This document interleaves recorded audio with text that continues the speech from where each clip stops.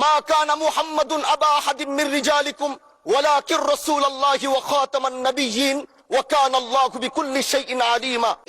বাংলার 30 থেকে 40 লক্ষ উলামায়ে কেরাম আমাদের দিকে তাকিয়ে রয়েছে, কারণ তাদের কণ্ঠ, তাদের সে আওয়াজগুলো আমরা যেন জাতীয় সংসদ থেকে দিতে পারি।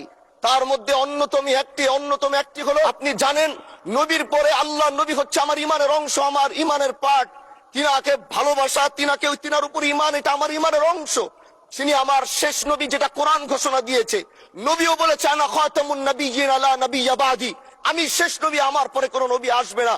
কিন্তু মাননীয় স্পিকার, দুঃখের সাথে বলতে হয়, বাংলাদেশে এরকম একটি পার্ট রয়েছে, যেই পার্টের এক অংশ মানুষ, তারা নবীকে অস্বীকার করে, তারা মুসলমান দাবি করে।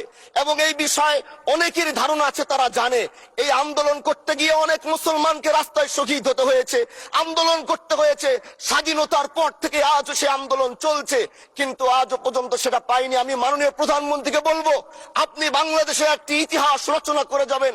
আপনার মাধ্যমে যদি এটা স্বীকৃতি পায়, যারা নবীকে অস্বীকার করে তারা কোনোদিন মুসলমান থাকতে পারে না, এটা আইনের মাধ্যমে, এটা বাংলাদেশের পার্লামেন্ট থেকে ঘোষণা হবে, সেটা আমরা চাই।